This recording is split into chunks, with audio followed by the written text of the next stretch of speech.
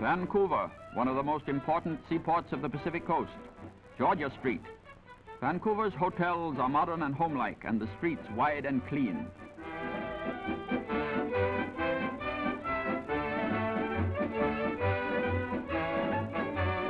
From the roof of Hotel Vancouver, one gets a good view of the magnificent landlocked harbor, into which come ships from Britain's other dominions, as well as from all corners of the seas.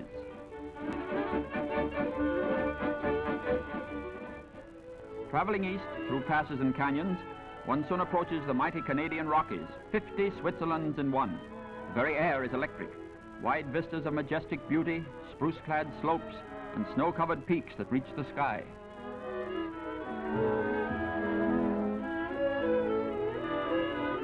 In many parts of Canada, skiing is the popular sport. It attracts the adventurous ones. There are lots of smooth mountainsides and plenty of dry, crisp snow. The sunshine is bright and even the sharp cold is pleasant. First it's climb, climb, climb as jolly parties make the ascent. When the top is reached, then the fun begins. Down they come with lightning speed. Traveling like this takes lots of skill or lots of spill. The snow is just right for turn and straightaway. Here they come. Look out! The expansive forests of giant spruce and Douglas fir supply lumber and wood pulp. To serve man, the great trees of the virgin forests fall before the axe and saw of mighty lumbermen.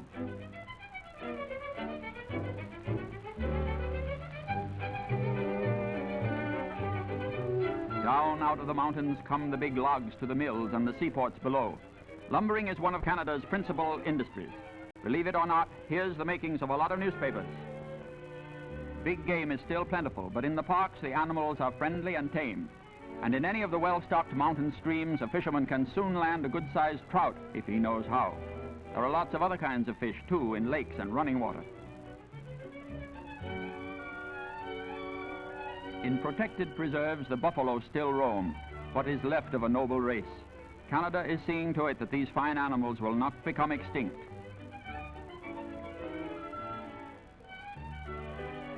Banff is the oldest of Canada's many national parks. The town itself nestles in the picturesque valley of the Beaupr River, and from the magnificently situated Banff Springs Hotel can be seen a noble company of mountain peaks and the long valley where every outdoor sport finds a magical setting.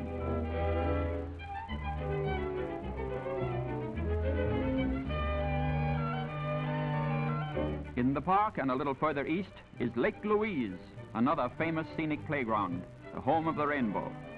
At the chateau, guests have every comfort, and it is from here that they start out on foot and horseback to travel the lake shore and mountain trails beyond. With a porch telescope, one sees the glaciers and the snow-dressed mountains.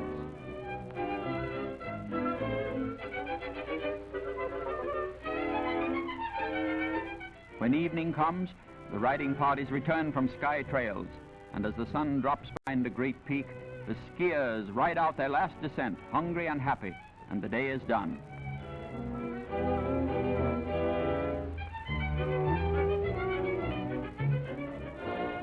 But Canada is not all mountains. Over its fertile plains, we travel to great cities.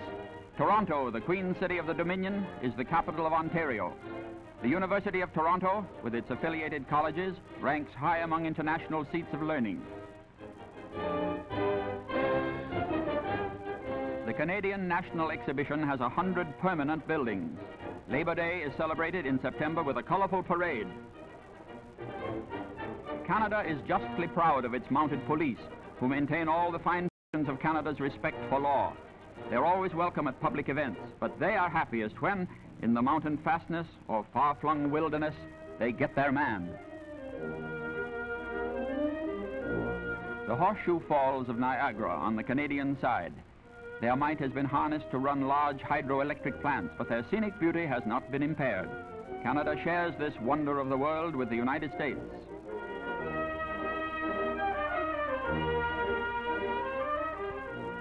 Ottawa, the capital of Canada.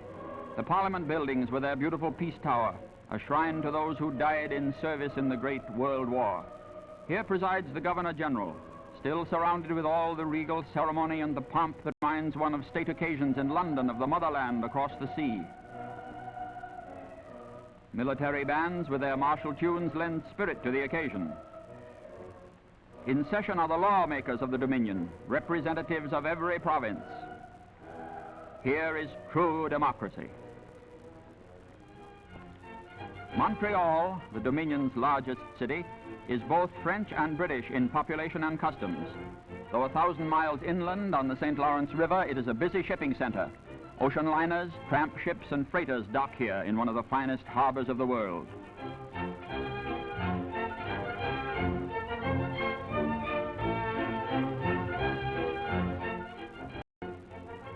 St. Catharines Street is a modern thoroughfare, but there are still many historic landmarks and byways in the old town where meet the past and present to enchant our pleasant stay.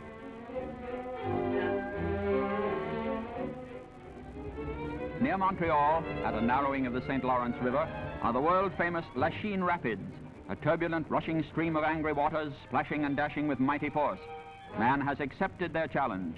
Travelers find riding the rapids a thrilling trip. But the voyage once started, there's no turning back, and an error in judgment would prove disastrous. However, on this boat, there's really no danger. The Rapid Prince is a sturdy craft, and its skillful pilots safely navigate the perilous course. Thousands take this unique trip a year. It's something to tell your children about in days to come.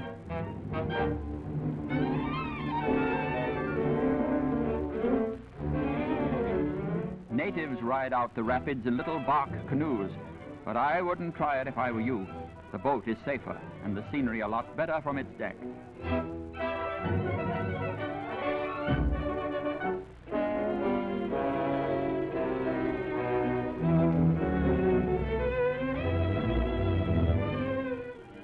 Quebec still holds dear the traditions of old France, richly endowed in historic lore and natural beauty. The majestic Chateau Frontenac at Beaupr Terrace, like a massive fortress, looks down on the ancient town below and the river with its giant Quebec bridge, a victory for engineers. The lower town is old, very old. Its streets are narrow and its customs quaint. Little Champlain Street with its breakneck stairs. The life beyond the city is pretty much the same as it was 200 years ago. Even the children and the dogs.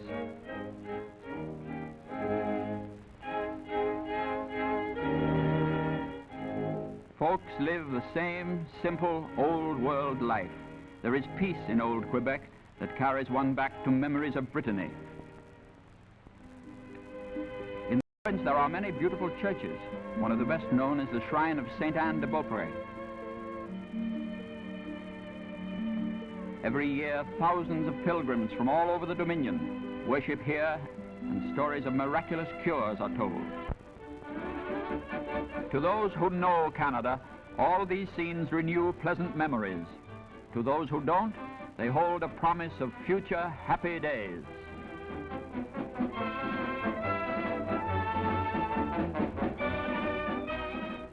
Canada, hail and farewell.